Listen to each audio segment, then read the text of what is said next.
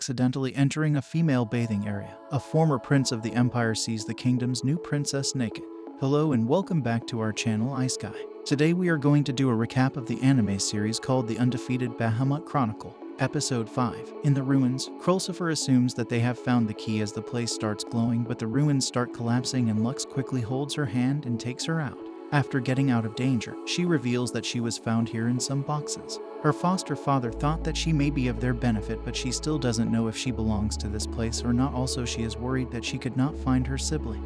Then she says sorry to Lux because he was endangering her, but he reveals that he is only concerned for her. Afterwards, we see Lux's dreadful past as he was banished with her mother from the royal family. Due to his past, he wants to make a new kingdom full of love. During their discussion, the place starts jerking, and they see that Leash has drilled there after coming to them. She asks Lux about her new drill. Then the scene shifts and we see Eri, who was angry at Lux on his visit to the ruins as it was full of danger. However, she gives him herbal tea by Krulsifer to make him sleep so that he could not take part in the battle. Later, Krulsifer reaches the battleground and Kreutzer asks where Lux is. She presents himself in his place for the duel. After that, the duel begins and they both attack each other. Initially, Krulsifer fights well, but soon she is dominated by Kreutzer and eventually, she loses the battle, being injured, while Kreutzer boasts about his unmatched power. At that moment, a sword comes to him and he sees that Lux has arrived at his actual appearance as a black hero.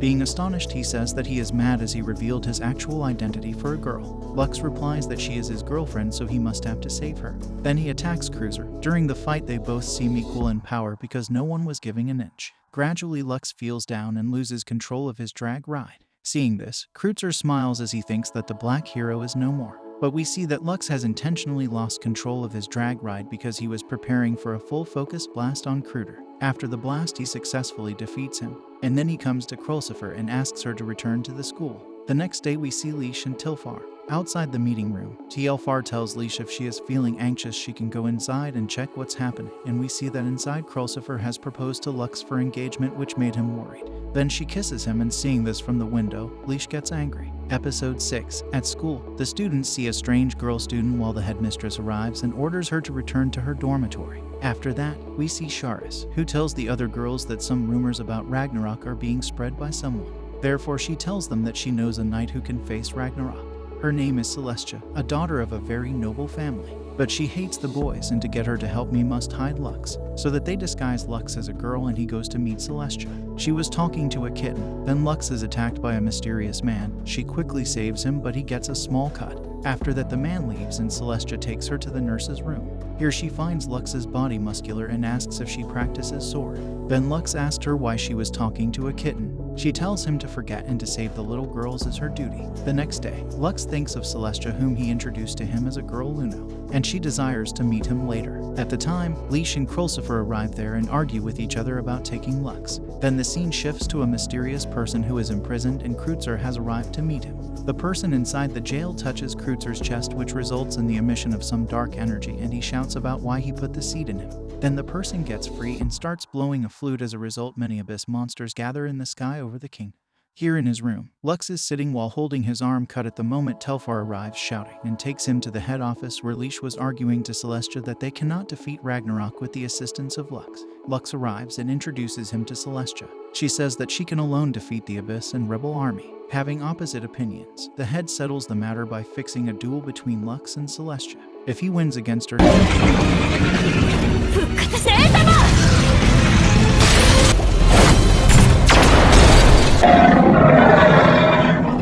she will accept his help.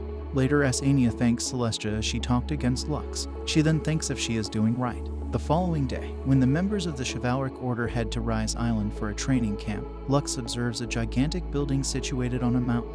The group is headed by Seals. Later that evening, Lux receives a call for a massage request. Upon learning that Seals is the client, he hastily changes into Luno to avoid being seen. The following day, Seals takes him on a tour of the community while she shops for a swimsuit. Seals admits that although there was a misunderstanding that was never cleared up, she does not dislike males while taking an afternoon nap outside of town. Episode 7. At royal capital Istamata, a person asks the queen if she is not getting the Ragnarok, as he tells her that they found an empty shell related to Ragnarok. After that, we see Celestine in a swimsuit as she is getting ready for the beach party. Here Sania tells her that she dislikes boys, so how would she have a swim party with Lux? She reveals that she doesn't dislike the boys. She admires them, but she doesn't know how to talk to them. Afterwards, all the girls in swimsuits reach the beach, and seeing them, Lux turns his face behind him and say that he doesn't see anything. The next day, the duel starts and Celestia attacks him with full energy.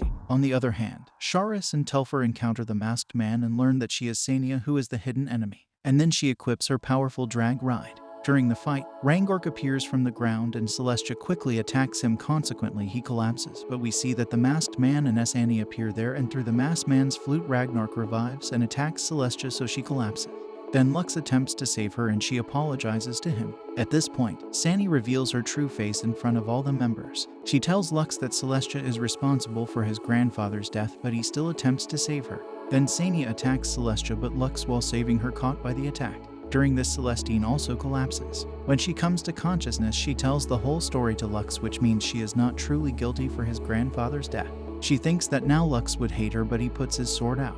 Seeing it, she says this sword is Luno's, then he apologizes to her as he lies to her. After that, he summons his bahamut Black Drag Knight. Seeing this, she gets astonished. Then he begins to attack the Ragnarok. Asani says that finally Black Hero showed up, but he will not be able to defeat the Ragnarok. But we see that Lux, using his bahamut power, quickly cuts all the legs of the Ragnarok, and finally he kills the Ragnarok, leaving everyone stunned. Eri tells Naruto that it's her brother's special ability. Sania steals a pearl from Ragnarok's head and flees. After killing Ragnarok, Lux feels so tired and the masked man reveals his face. Lux notices that he is someone else than he was thinking of. He says that he could not think that Lux could ever defeat Ragnarok, and this made him angry. Then he tells his name as Heis, who says that Lux's bad dream will happen again. Later at night, Lux treats Celestia's cuts while he advises her to be friendly with her fellows, and then she accepts him as her fellow. However, she tells that she did not like Luno's acting. She asks him if he makes her learn just like her grandfather. He agrees, and then he praises her, which makes her flustered. Episode 8. At 9 years old Imperial Palace, a statue is broken in front of Lux and Regret. Later, Lux saves Philippi by saying that the statue was broken by him. Philippi thanks her and asks him to explore the ruins with him. In a while, Leash comes and takes Lux on a mission. She updates the system and tells Lux that now he can break the limiter from his Dragon Knight. Later in the evening, all the members gather to head towards the ruins, as they can now deep dive into the ruins because the gatekeeper Ragnarok is now dead. However, everyone equips their Drag Knights and gets inside. Makoto analysis tells that the area is safe from the abyss, so they reach the first FL, or. Then the headmistress informs everyone to make teams. Lux proceeds with Eri and Nocto. She tells them that some distance ahead something is present underground. Upon checking, they find a strange girl sleeping who says that she had lost her memory, so Supervisor Krulsifer must update her system. Later at the royal capital of Istamata, everyone is worried about a prisoner who has escaped and planning to attack them with a rebel army. An old man suggests requesting help from the student Lux, who has defeated the Ragnarok, so the queen says that she will think about it. On the other hand, Lux carries Philippi walking in the ruins. Upon entering the production area, they encounter Heis, who begins his flute, which causes a headache to Philippi. They are suddenly attacked by Abyss. But Crush explains that 3 Abyss are released to guard the ruins when they go into alert. An unusually severe headmistress refuses to leave the ruins despite Lux's suggestion that they should leave. Philippi equips her drag ride and follows Lux in pursuit. Lux begins to remember more about the past as they leave the ruins and battle the surviving Abyss, but Philippi is tossed into the old building on the mountain. As he steps inside, he is reminded that Philippi was one of the subjects of the ancient empire's use of the structure as a site for human experimentation.